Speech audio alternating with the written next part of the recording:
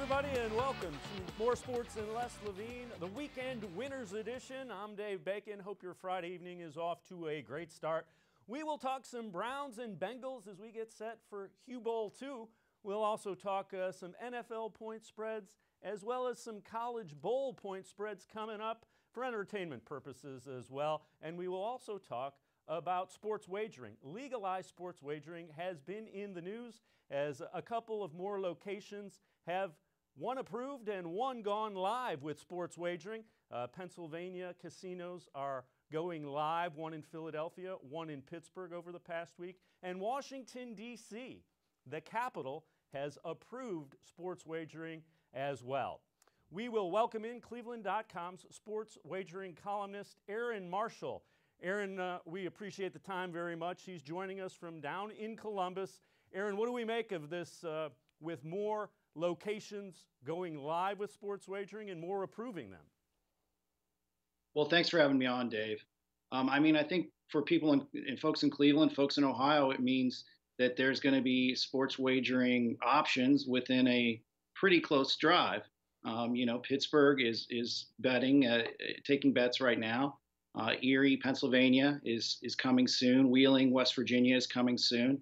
So I think that certainly you're going to be able to bet legally a short drive away, and I think Ohio by next football season will be legal. So I just think it means that legalization is coming. And there's an important distinction between Washington, D.C. approving this with somewhat of a Ohio tie. Explain that if you can. Sure. So Washington, D.C.'s City Council approved legal sports wagering this week. And there's a little twist to it that makes it different than the 8 other states that have sports wagering. And that twist is that there are no casinos in Washington, D.C. So the gambling, the legal sports wagering is going to take place where the Nationals play, where the Wizards play, where the MLS soccer team plays, as well as any establishments in D.C. that pony up the 50 grand for the license fee. So that's a little different than all the other states. And the Ohio tie here is Interlot is the lottery provider in D.C. So they're going to be basically the ones that are providing the odds for this. They're the lottery provider in Ohio, and they're engaged in some behind-the-scenes talks with Ohio lawmakers to have a similar setup here in Ohio. It would seem this would be a revenue stream for professional leagues and a revenue stream for a state as well. Is that accurate? Is that how your perception is that the states or entities, in Washington, D.C.'s case, and the leagues view this as a potential huge revenue stream? Every business is looking, or state government is looking for revenue streams. Well, absolutely, it's a revenue stream. Now, you can argue about exactly how lucrative it is. If you talk to gambling experts, they say that there's a lot more money in the slot machine side of things and the blackjack tables, that sports wagering isn't necessarily as lucrative as that, which is probably true because people do win at a uneven, I guess, rate compared to maybe somebody that's sitting at a slot machine. There's actual weeks where Las Vegas loses money at the sports book. But it's absolutely a revenue stream. I think Ohio would probably end up seeing something on the order of, $40 or $50 million a year in state revenue. Of course, it depends on the way you set it up and the tax structure and whatnot. But yeah, states are absolutely looking at this to fund some services. And I think that that day is coming. You touched on this when we initially spoke. West Virginia has their ability to sports wager at the casinos already set up. So you're talking Wheeling, which isn't very far from the state, the border, and Chester, West Virginia, which is even closer. That's probably about an hour and a half from here. Presque Isle has applied for their license. That's in Erie, 90 miles away basically from downtown Cleveland. They are online to be approved by the government by the middle of January is what they're guessing. So you've got all these surrounding areas with Ohio that have the ability or will have the ability reasonably quickly to wager on sports. Is Ohio missing the opportunity that's going on right now, do you feel? And does Ohio view it that way? Does the state government kind of see it that way, that, hey, we're behind, we need to ramp this up? I think that they will begin to start seeing it that way. When we initially got casinos here in Ohio, it was because folks were leaving the state and they're gambling, doing their gambling in other states. And I think Ohio lawmakers saw that, the license plates at the border state casinos had a lot of Ohio tags. I think you're going to see a similar situation here with the Eastern Ohio being right over the border from legalized sports wagering. I think Ohio lawmakers are beginning to feel some more pressure. I certainly expect that state budget time, which is next spring, we may see some movement here in Ohio. I feel pretty confident that by next football season, we're going to have legal sports wagering here in Ohio. And one of the main reasons will be this border state effect that I think we're going to begin to see. There's also some legislation that's been introduced federally that has a little bit of significance as well. That the federal government would oversee sports wagering to kind of make sure it was done correctly in all the states that approve it. Can you explain that and what's going on? Legislation was just introduced this week, a couple days ago. Yeah, it's a bipartisan bill that's sponsored by Chuck Schumer and Orrin Hatch. It would set minimum standards, federal standards for sports wagering. Basically, what that means is that that if you took bets, you'd have to use data provided by the Major League sports, and there would also be kind of a clearinghouse to track betting to make sure that there's nothing weird pattern-wise that might be a tip-off that there's some sort of game fixing going on. So that's kind of what the bill does. The American Gaming Association is actually against this bill. They want to leave it to a state-by-state, on a state-by-state basis. I think what they're worried about is that if we are forced federally to use the data provided by the Major League Sports, that we'll have to pay them a fee, essentially a tax on every bet. So I think that's what they're worried about. The integrity fee, as it's called, has been floated at 0.25%. So that'd be 0.25% on every bet. So we'll see how that transpires, what happens there. Aaron Marshall, appreciate the time. Stick around. We're going to go back to Aaron to get some of his bowl picks for games coming up as well. We touched on the states that have legalized betting, sports betting: Delaware, Mississippi, Nevada, New Jersey, New Mexico. Pennsylvania has 3 casinos, including the one in Pittsburgh, also one in Philadelphia.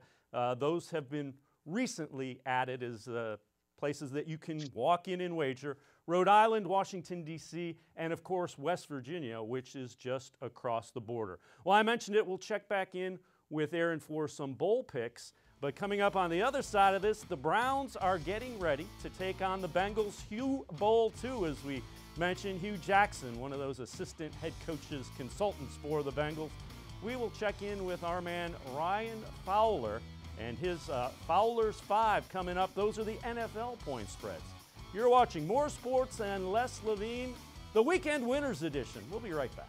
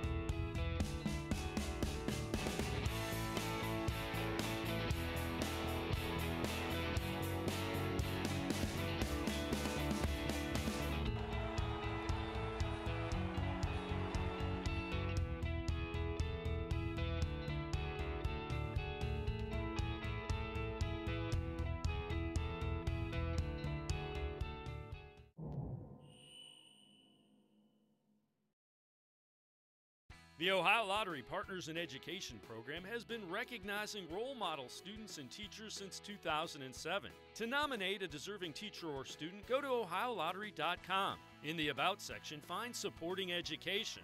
There, you can nominate students in kindergarten through 12th grade as academic all-stars. Teachers can be honored as the Teacher of the Month. Every school that participates is eligible for the School of the Year. The Ohio Lottery Partners in Education, where stars shine. I had bad credit, so I wasn't able to get a bank account or a credit card. My life is so busy, I don't have time to be standing in line to cash a check. That's why we created the NetsBand Prepaid MasterCard. It puts you in control of managing your money. I can get my money up to 2 days earlier than everybody else. I don't have to wait till the end of the week to get paid. Order now at no cost and get paid up to 2 days faster. Call 1-800-644-0772. Call now and you can choose your card design.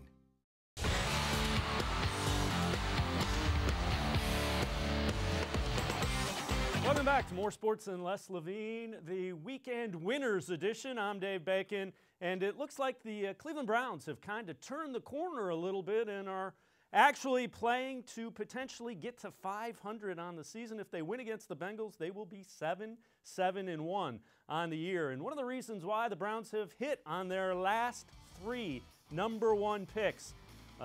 You see, last year it was Myles Garrett. This season, Denzel Ward. Both of them Pro Bowl selections. Sandwiched in between of them, Baker Mayfield, the franchise quarterback guy who has played really well and will be in consideration for Rookie of the Year.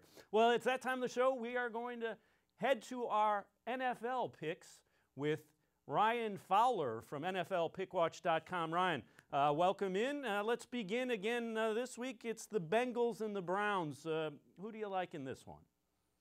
Yeah, you know, last week when we spoke, I gave some compliments to Mr. Driscoll down in Cincinnati, and I don't think that was the wisest of decisions because even though the Bengals won and covered, he did not look very good. I think the Raiders kind of fought their way back into that game. The defense of the Bengals is what it is. It's not very good. Driscoll wasn't completing his passes, and now Joe Mixon has been banged up in practice this week. So a lot of things going against the Bengals heading into this matchup. I like the Browns given the 8.5, and that's crazy to think. This is a team that did not win one game last year.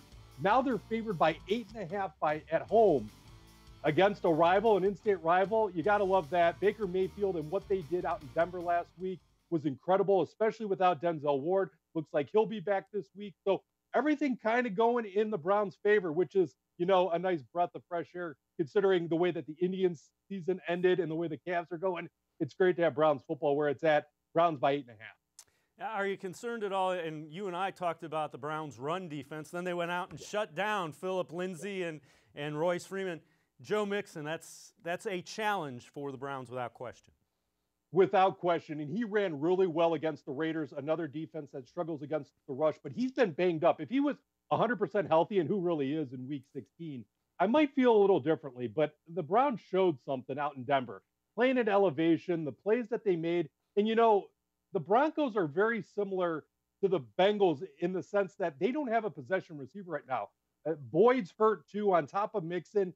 A.J. Green's on IR. They don't really have a passing threat. So you can load up against Mixon if he does play. You can load up against Gio Bernard. So a lot of things in the Browns' favor. And that's why I think Baker in the zone that he's in can really torch that defense. And that's all it's really going to take to cover the 8.5. Let's look at the next game, Battle of Florida. As Jacksonville at Miami, you see the Jaguars 1-7-2 against the spread the last 10, 0-4-1 in the last 5 road games against the spread. Miami 6-1 against the spread in the last 7. It's Ryan Tannehill and Cody Kessler at quarterback. Yikes is all I can say. Browns fans can relate to this game, minus Baker Mayfield, obviously. Yeah, absolutely. You know, the Jaguars last week, they set a new low, and that's saying something this season. Cody Kessler, here's a stat for you. 1 touchdown in 31 drives since taking over for Blake Bortles. Kind of says it all. Plus, Doug Marrone, the head coach of the Jaguars, elected to not use Leonard Fournette, a top 5 draft pick, so they could look at some undrafted free agent in the run game last week against Washington. It cost him. Washington, with Josh Johnson at quarterback, making his first start in 7 years, beat the Jaguars on their home turf. Now they have to travel to Miami, and you mentioned it. Miami at home, a different animal. They got blown out last week on the road. They come home. Tannehill plays well there. Kenyon Drake kind of dealing with a little bit of a shoulder injury. No more Frank Gore. He's on IR. But you have to love this matchup because the Jaguars, they're kind of a lost cause right now. They can't stop the rush. I think Kenyon Drake, even at 80, 85%, wherever he's at, is going to have a big game. Tannehill has played well at home, and the Jaguars, they're kind of waving the white flag this year. Looking ahead to next year, I like the Dolphins to cover 4.5. Let's look at the next game in Fowler's 5. It's the Vikings taking on the Detroit Lions. The total has gone under in 5 of the last 7 Minnesota games, and the total has gone under in 5 of the last 5 Detroit games.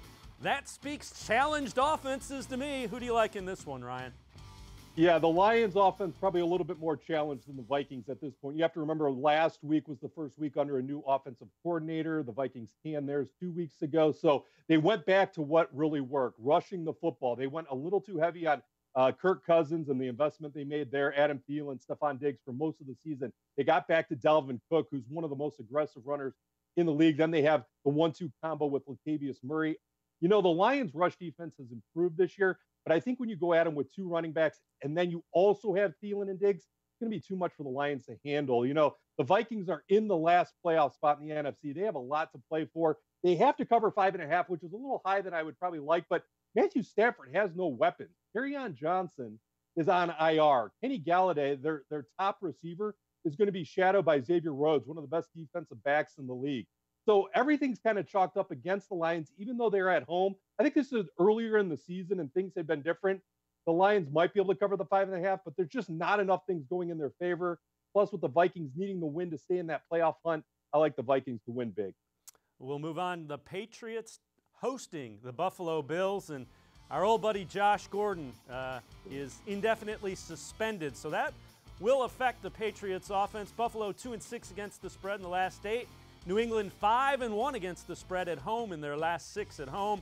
And New England 4-1 against the spread their last 5 against Buffalo. Who do you like in this one, Ryan? Yeah, you know, it was a tough break for Josh Gordon, and we wish him the best. I know that's just, again, this is just something that we've been dealing with across the country as far as mental illness and getting him right and making the right decisions off the field. But as it pertains to on the field, Tom Brady and him really did build a rapport. It wasn't flashy, it wasn't crazy, but the Patriots really haven't been flashy and explosive at all times this year. So it's an interesting matchup. I think the problem is Buffalo, they're just kind of the walking wounded right now. LaShawn McCoy's kind of dragging his body to the finish line. Chris Ivory, Josh Allen's their best playmaker, but if you contain him, you put a spy on him on defense, you really can't do much. The Patriots lost 2 in a row. They're not going to lose 3 in a row. That game at Pittsburgh last week was probably a little punch in the face and remind them, hey, playoffs are coming.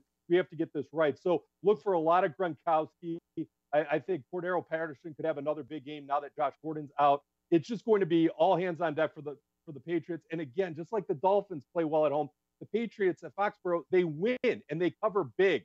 They'll probably blow out the Bills in this one by at least 14 points, and that covers the 12.5. And then they get ready for the playoffs because right now a lot of people are saying, are the Patriots for real this year?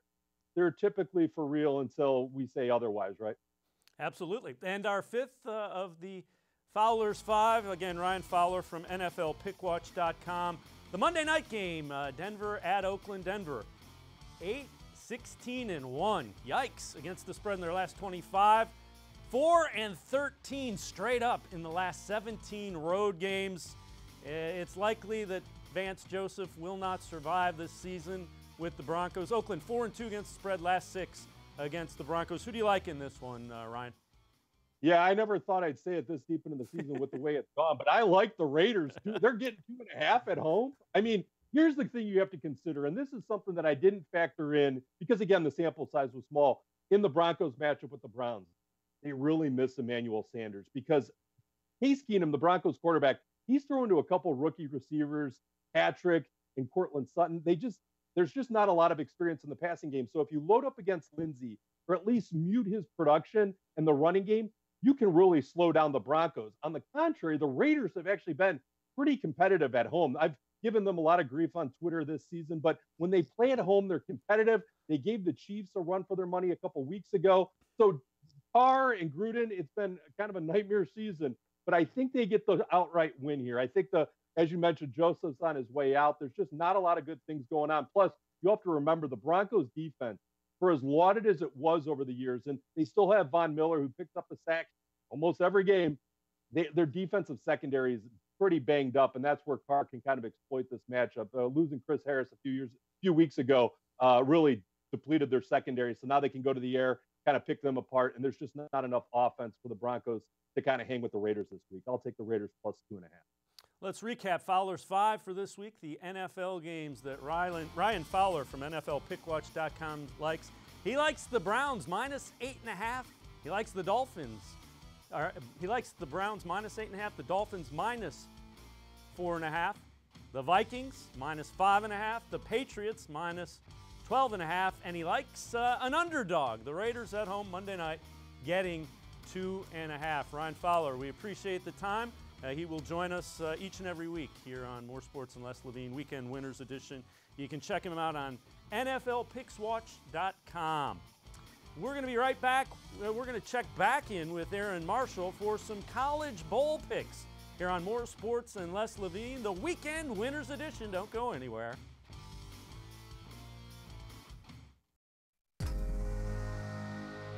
There is a place where dreams arise, stars are born, and greatness is made. What you live for lives here. Spectrum Sports.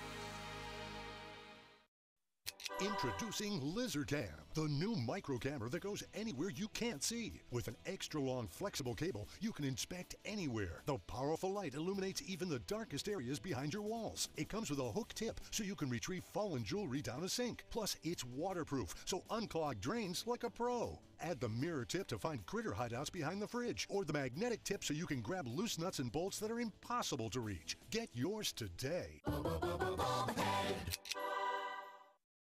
The Ohio Lottery Partners in Education program has been recognizing role model students and teachers since 2007. To nominate a deserving teacher or student, go to OhioLottery.com. In the About section, find Supporting Education.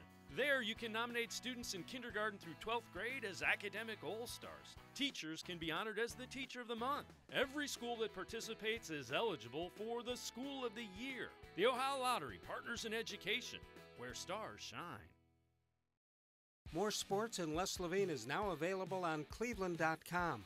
To watch, type in cleveland.com/sports into your browser, then click on the More Sports and Les Levine icon, and the self-proclaimed voice of truth and reason is available 24/7 from any computer. You can watch live from 6 to 7 Monday through Friday, or catch taped editions anytime on cleveland.com.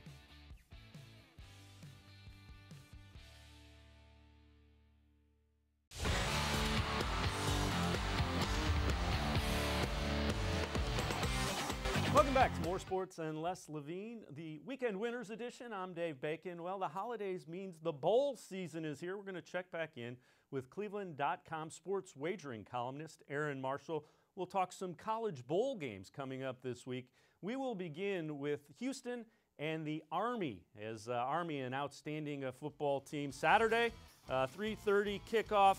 Houston has lost 3 of their last 4 games, and they allow a boatload of points, 34.4 points a game. Army has won 8 straight, and their defense has been really good as well. You know, they run that option that's so hard to simulate, but the defense getting it done as well. 18 points a game. So let's welcome in Aaron Marshall from down in Columbus. Aaron, we've set this one up. Army is the favorite. Who do you like in this one? Houston against Army. Well, Dave, I like Army in this one, and it has a lot to do with Houston's injuries. Ed Oliver, who's an All-American defensive lineman, is out for this game. As a matter of fact, Houston has 4 defensive linemen that are out of their 2 deep. And, you know, that's a real problem when you're facing a ground game like Army's that just churns up the yards on the ground. You know, the Houston's quarterback is also out, De'Aaron King.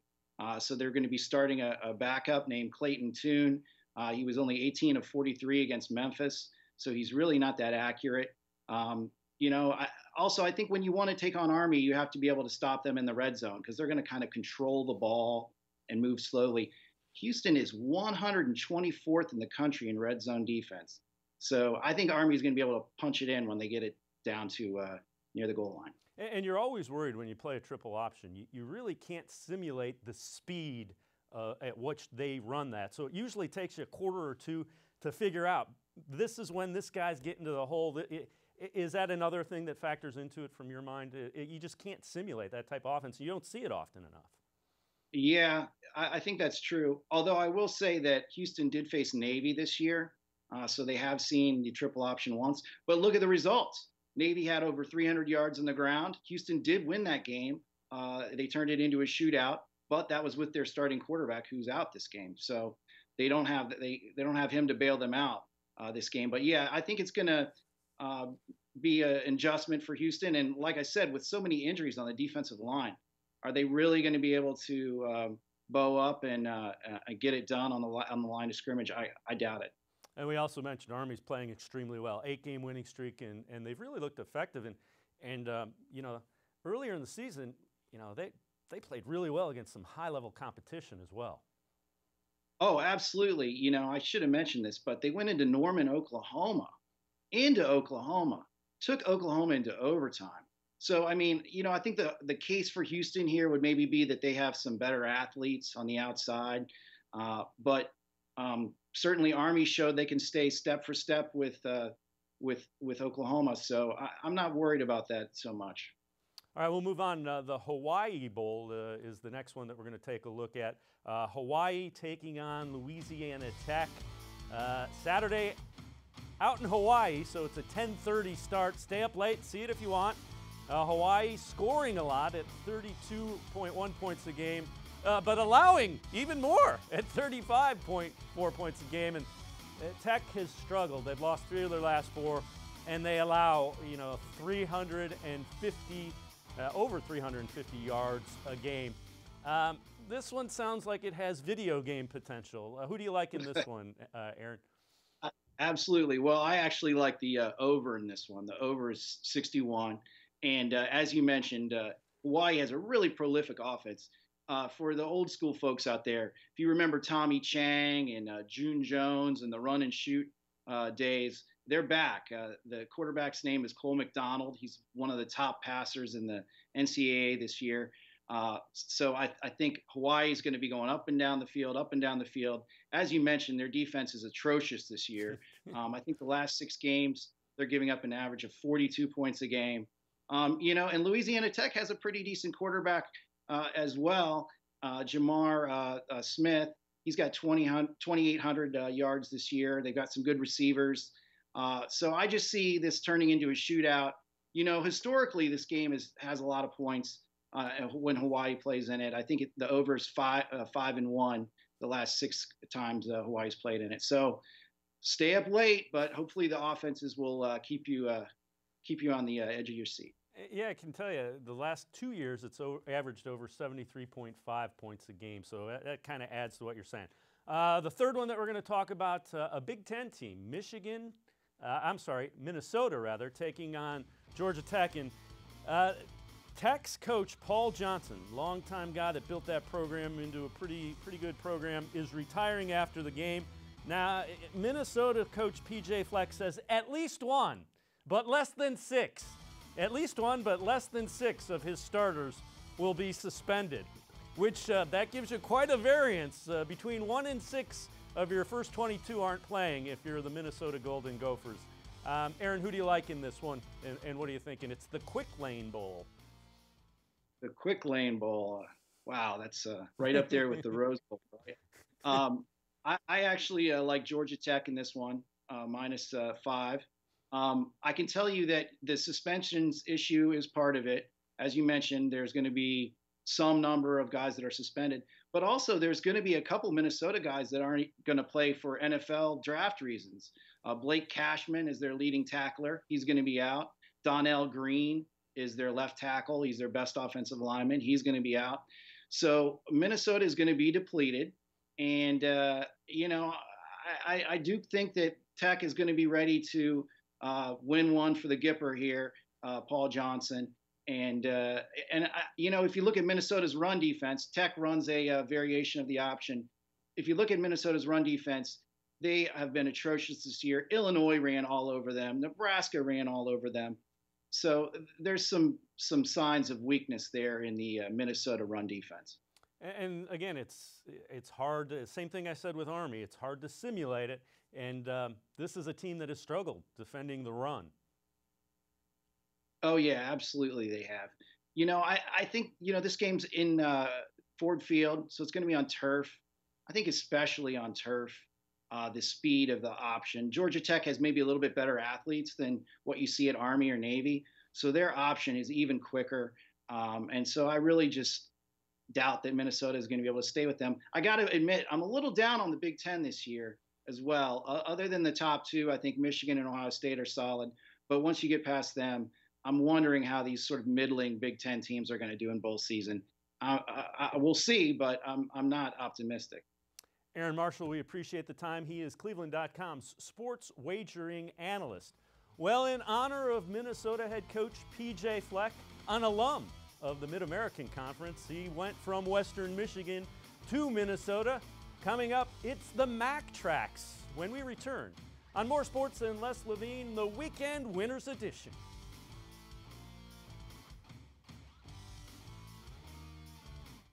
Transform your ugly, damp basement with the beautiful Nature Stone floor. Authentic Nature Stone brand flooring is durable, unaffected by water, and inhibits the growth of mold and mildew. No other floor covering outperforms Nature Stone. For a limited time, when you buy more, you save more. Up to 30, 40, or even 50% off on a beautiful Nature Stone basement floor. That's right, save up to 50% on material and up to 50% on installation. Call or go to naturestone.com today. It's not just a floor, wow, it's Nature Stone.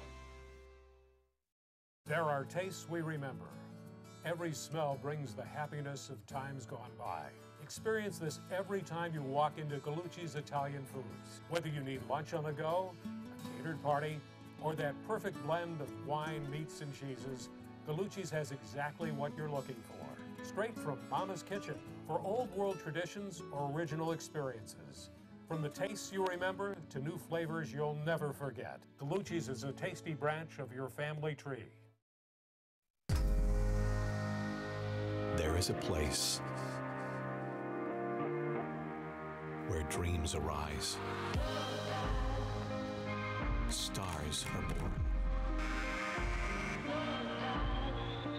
and greatness is made. What you live for lives here. Spectrum Sports.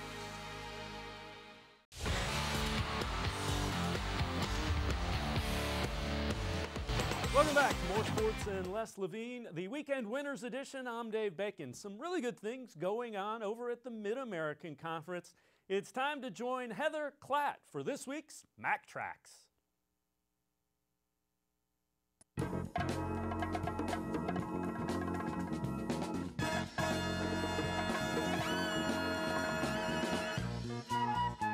What's up, guys? This is our last Mac Track of the 2018 year. So to recap everything, here we go. EMU claimed their 4th consecutive women's cross-country title. Miami took the men's crown for the first time in 20 years. The Red Hawks also repeated as MAC champs in field hockey and went on to shut out number 22 Boston in the first round of the NCAA tournament. Eastern Michigan rewrote the record book in winning the program's first volleyball MAC championship. For the 2nd straight year, Bowling Green's Callie Simon finished the season ranked #1 in the nation in digs per set. The Oregon, Ohio native ended her career on top of the D1 leaderboard in total digs with 768. Top seed Bowling Green took the 2018 women's soccer title in a 5-4 shootout. For the 6th time in program history, Akron men's soccer advanced to the College Cup. The Zips ultimately fell to Maryland in the championship match to finish the season 15-7-2. Looking ahead to the new year, UA is set to return 8 starters from this past year's squad. Now for some current happenings over on the basketball court. Records are falling more than there is snow here in the Midwest. We have NIU's Michaela Voigt dropping 52 points in a single game, 33 of which came from the 11 three-pointers she drained. The senior set her name in both NIU and the conference record book for both of those categories. We might have mentioned this before, but Central Michigan's Presley Hudson became the MAC leader for career three-pointers. Her teammate Raina Frost also became the career rebound leader for the Chippewas.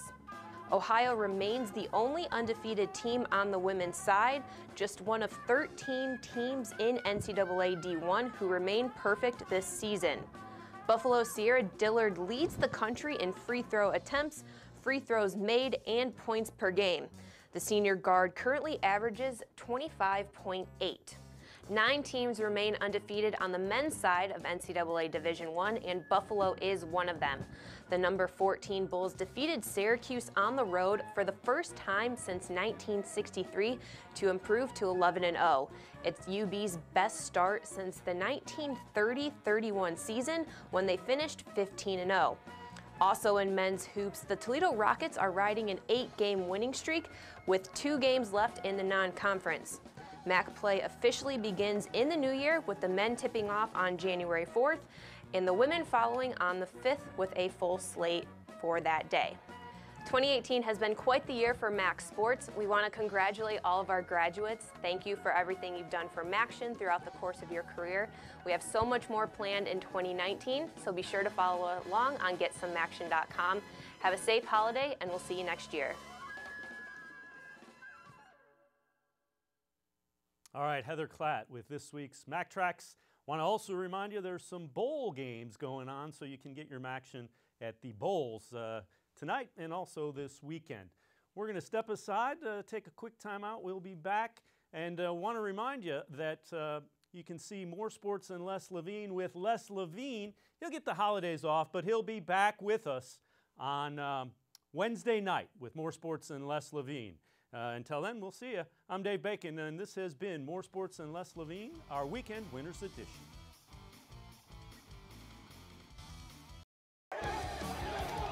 Keep it simple. Leaders lead. Leaders lead.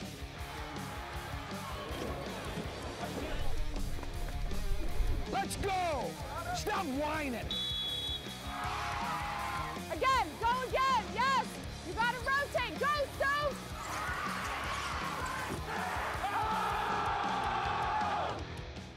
The High School Sports Insider is brought to you by Cuyahoga Community College, where futures begin. By the Ohio Lottery Partners in Education, where stars shine. By Spectrum News 1, always Ohio, always refreshing, always on, exclusively on Spectrum. By Dominion East Ohio, Dominion, it all starts here. And by Classic Teleproductions. The holidays are upon us. We hope you're able to enjoy them with your family and loved ones. In the meantime, we have some of the best high school sports stories from all across Ohio. Thanks for joining us on this edition of the High School Sports Insider. Along with Bill Castrovince, I'm Dave Bacon. Gather a family around and get cozy for the next half hour as we meet 2 quarterbacks, one who made the Eagles fly and another who made the Bombers go boom. Plus, we got the hottest team on ice and a basketball star who has completed a huge comeback. We begin tonight with a football team that put their program among the elite of all time. The Hoban Knights won their 4th straight football title and became just the 5th program to ever win 4 titles in a row. The Knights joined St. Ignatius, Marion Local, Coldwater, and Newark Catholic as the only schools to ever win 4 straight state football championships. The Knights did it with a great running game and a fast defense that likes to hit. We have an all-access look at the Hoban Knights, the Division II state football champs.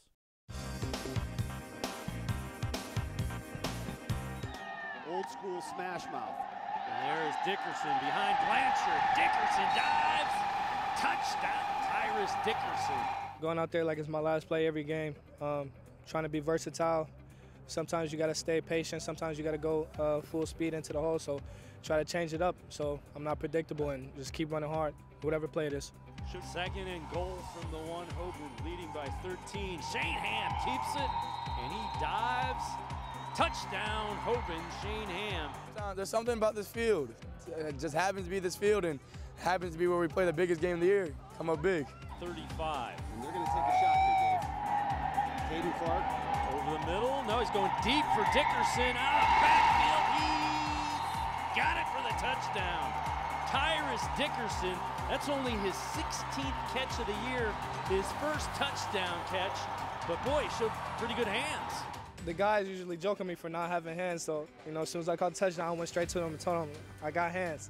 So that's something I've been trying to work on. I want to be versatile, following through in college and everything. So yeah, hands is there. I honestly thought that I threw too far, made a great play on the ball, got feet down, and got a touchdown for us. When Coach Tyrrell has his 4th in a row, and he's got a bath in weather that he probably didn't want it in.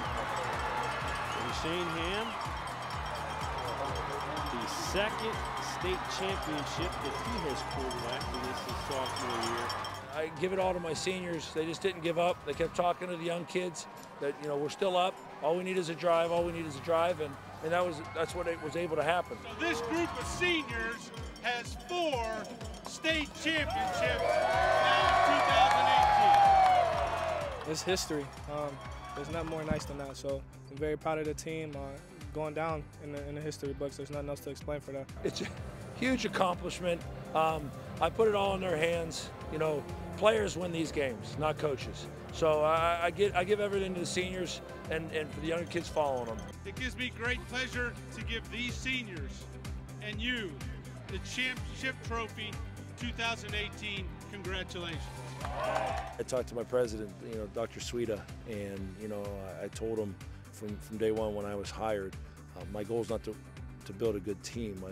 My goal is to build a good program. It's a program, and it's built upon the kids and the hard work that they do, and that's why we win. We continue with a holiday hero. Maria Busen is thankful to be back on the basketball court. She spent all of last year on the bench, recovering from a major injury. But today, Busen is helping Wadsworth become one of the best teams in the state. Not to mention, she's a straight-A student who's now helping others make a comeback of their own.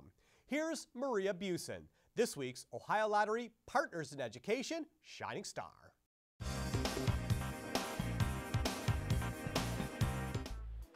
Wadsworth basketball means everything to Maria Busen. She was even a ball girl for the team when she was 5 years old. Going to the games was like one of my favorite memories growing up. I thought that the high school players were like celebrities.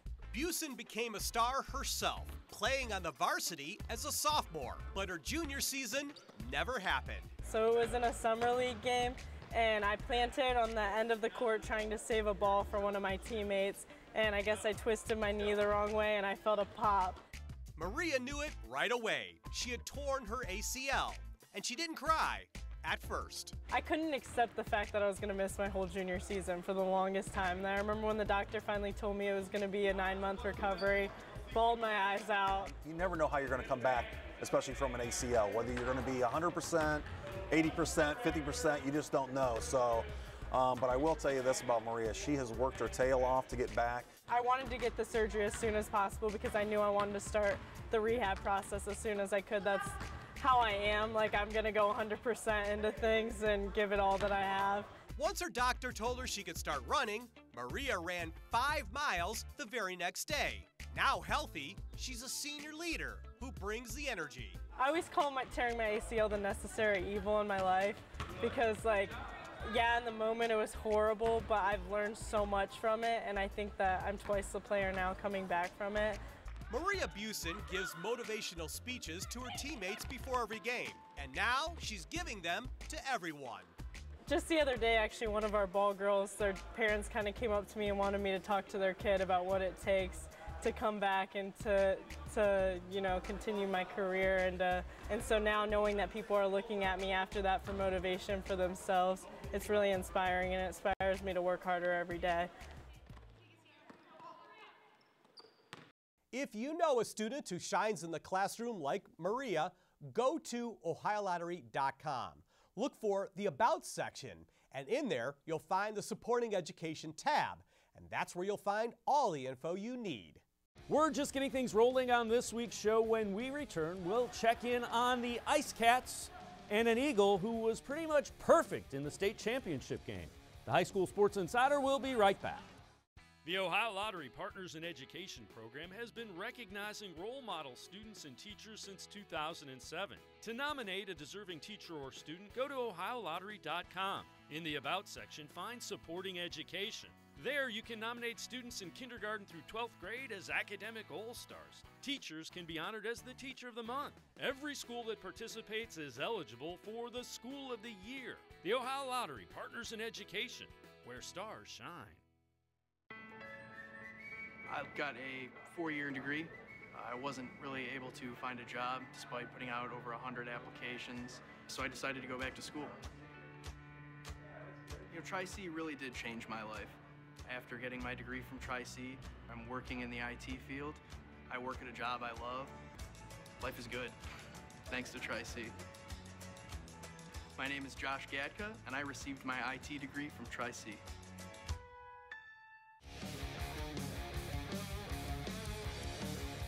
Thanks for hanging with us on this edition of the High School Sports Insider. St. Ed's, the Division I state football champs, felt like Garrett Zuro was the perfect quarterback to run their zone read offense. Zuro is tough, and he can beat defenses with both his arm and his legs. In the state title game, Zuro showed exactly why his coaches and teammates had so much faith in him. Garrett Zuro, our Spectrum News 1 Game Breaker.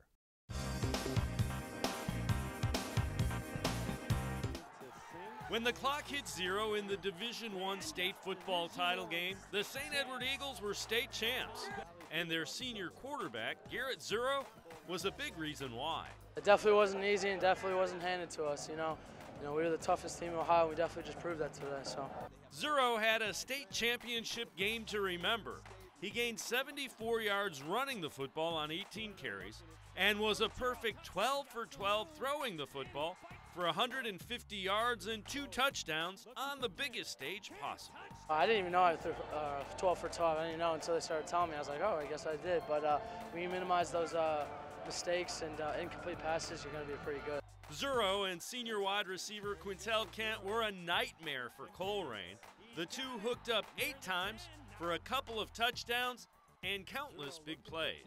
They've been playing together since they were young, and doing that all 4 years. And I said, hey guys, we're just going to do what we do. We're going to throw comebacks, we're going to fake it and throw the slant, and run our base plays, and that's all we did really. We ran 2 running plays basically. Garrett, I believe is a really strong player. He's strong on his feet and he's strong with his arm. But I mean, we've been game planning this since a week ago, and I mean, you see what happened on the field. It all came together and worked. The Eagles said all along that Zuro was the perfect quarterback to run their zone read offense. And in the biggest game of the year, he proved them 100% right. I don't even like him. I love him. He's tough as nails. He's tough as nails. He runs it. He's the heart and soul of our team. He can beat you passing, can beat you running, and when you need the tough yards, he's the guy that we went to, and we've been doing it all year, and he's been coming up with it. Touchdown from Zuro. What a pass. What a call. Our next stop is the Coyne Rec Center in Brooklyn, Ohio. We did not see much of the St. Ignatius hockey team last season. The Ice Cats spend most of the year on the road, facing tough competition out of state. But the strategy must have worked. St. Ignatius has now won 3 straight state championships, 6 overall, and they're primed for another run. Here's St. Ignatius hockey, our team of the week.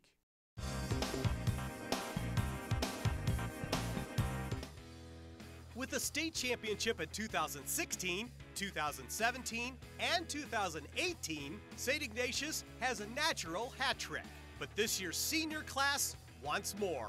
Being able to win a state championship every year at Ignatius would be honestly something special and something to remember, and something that not a lot of people could really say about their high school experience. Being that we have a small senior class, just a few forwards, I think only 1 defenseman and our goalie Benny, it's going to be a great opportunity for us to really show that even though we're small, that we're able to carry this team and lead our school to another championship.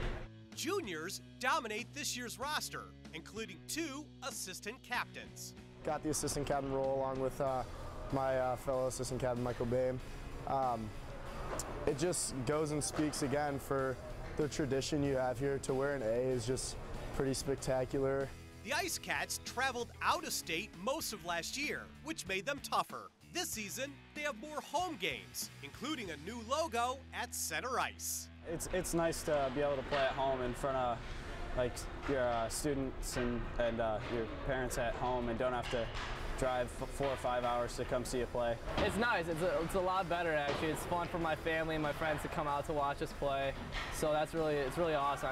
I'm really grateful for that. The scary part for opponents, this might be the deepest Ignatius hockey team yet. I don't know if we've ever had this good a depth where when we practice against each other,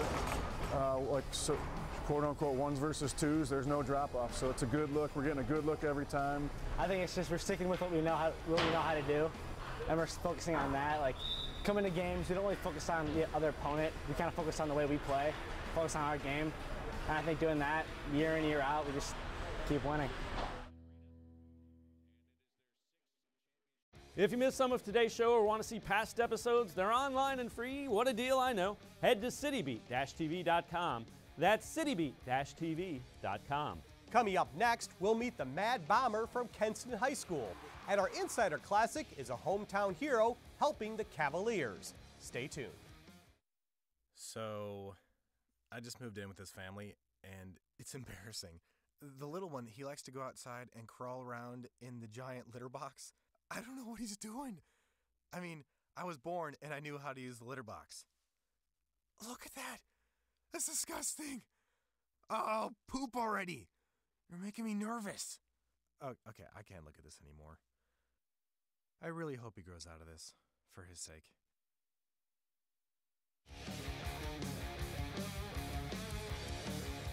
The High School Sports Insider rolls along. Thanks for riding shotgun with us. It was quite a junior season for Kenston's John Tomkufsick. Tomkufsick was first-team All-State in Division III. He threw for over 3,000 yards in his junior season as the Bombers quarterback, and he led Kenston to the school's first ever state football championship. We add one more title to John's ever-growing list, the title of Cuyahoga Community College Student Athlete with a Future. Cuyahoga Community College, where futures begin.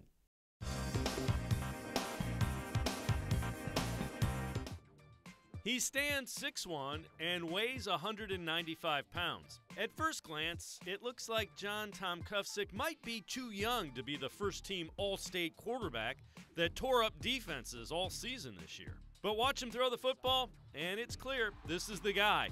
And he introduced himself to the rest of the state in the Division III state championship game. He's a football junkie. I think he recognizes the defense and the coverages, and he understands where he can fit the ball in at and where the best matchups are. And that's a credit to the offensive coaches, man. They spend a lot of time on film with him, man. This ain't something that happens by accident, man. There's a lot of hard work, a lot of preparation that goes into it. My receivers, best receivers in the state of Ohio. I mean, they're awesome. They catch everything. My offensive line, fantastic. I mean, I've probably been sacked like 2 or 3 times this whole year. That's awesome in 15 games. Tomkufsick was at his best in that 15th game, the Division III state championship game. He was 16 of 23 for 285 yards and 3 touchdowns, and he repeatedly made tough throws. We said going into it that 18 and number 3 needed to have a big day, and we figured they were going to take the run game away, and you saw they shut a run game down for the most part. And we said the junior's going to have to sling it, man. And he came out, he slung it, man. He made great decisions, and it says a lot about the coaches that get him ready. Fantastic. I mean, like I said, my offensive line did an awesome job, and my receivers, I mean. Could you have asked for anything more in a state championship game with 42 points? No. If I'd have told you you're going to throw that many touchdown passes, you're going to have that game, what would you have told me? It's going to be hard to do, but we can do it, and we did it. Johnny T is the best quarterback in Ohio, hands down. What are some of the things he does well? Accuracy, read defense, what's some of his strengths? Johnny, he has all the strengths. He has everything that you want in a quarterback. And the numbers support that idea. For the season, Tomkufsick threw for over 3,000 yards with 27 touchdowns and just 4 interceptions.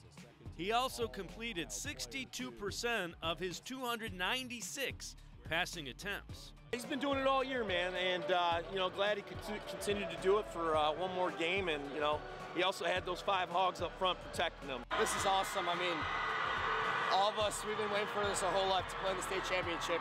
And we went out there and did it, and fantastic feeling to be the first ones ever in school history to do it. And our community, I mean, they're awesome. They're always behind our back, and they deserved it, and it's just some awesome feeling. It's now time to reminisce about the good old days with this week's Insider Classic. We're now in basketball season, and normally LeBron James is our go-to athlete. But since he's now in LA, we're going to keep it in Cleveland. Larry Nance Jr. is now throwing down dunks for the Cavaliers, but he's also dishing out assists and stepping out for three-pointers too, just like his father used to do. Nance has made stops in LA with the Lakers and the University of Wyoming, but we first met him at Revere High School. Let's go back to 2011 as Larry Nance Jr. becomes an Insider Classic.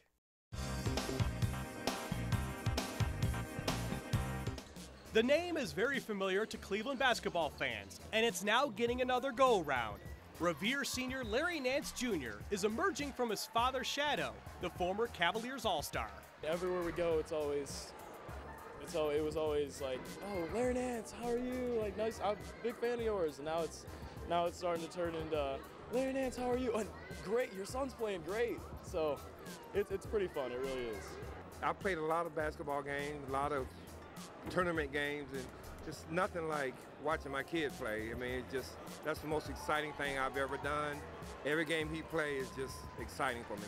Listed at 6'7", the younger Nance looks like a chip off the old block when shooting the 18-foot jumper.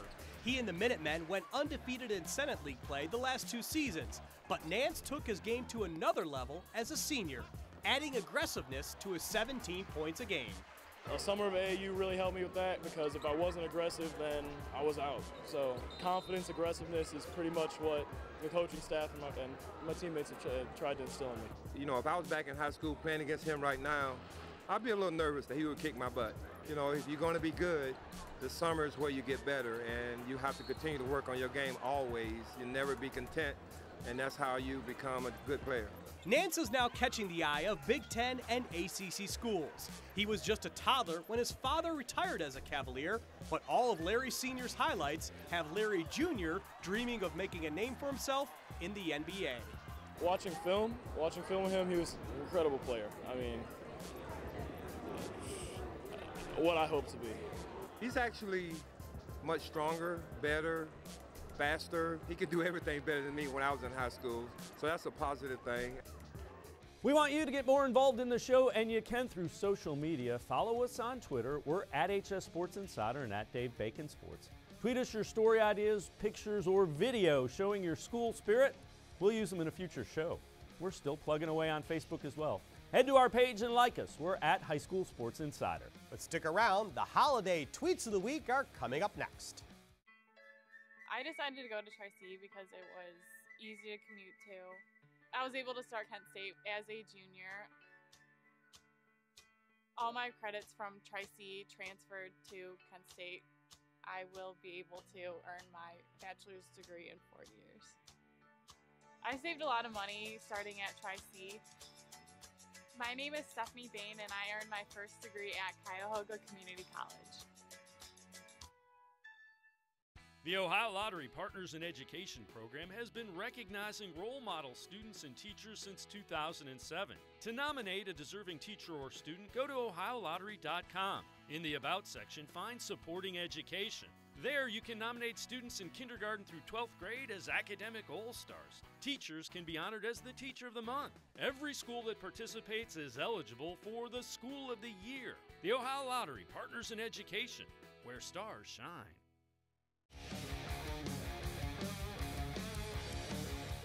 Welcome back inside the High School Sports Insider. We are always on the lookout for outstanding performances, crazy plays, or high school kids just having fun. This is where you can help out. If you see something like that, let us know about it. By now, you know the rules. You have to use 280 characters or less. Video and pictures are even better. It's time for the tweets of the week.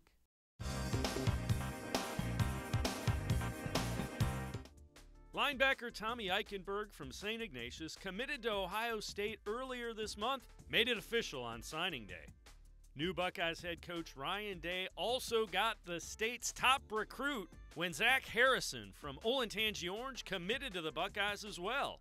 Here's a little throwback look. Denzel Ward from his signing day at Nordonia in 2015, turning a trip to the Pro Bowl this year with the Browns as a rookie.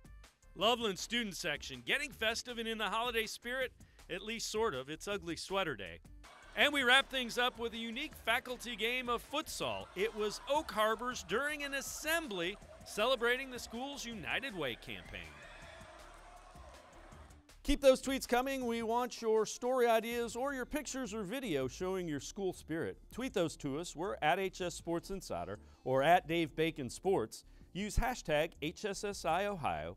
Again, that's at HS Sports Insider or at Dave Bacon Sports. Use hashtag HSSI Ohio. We'll use a few of them on upcoming shows as the tweets of the week. We are all out of time on this week's show. Before we go, we hope you have a great holiday season with your family. And don't forget to join us back here next week, same time, same place, when again we'll have some of the best high school sports stories from all across Ohio. Enjoy your holidays and thank you for supporting high school athletics. Have a great night.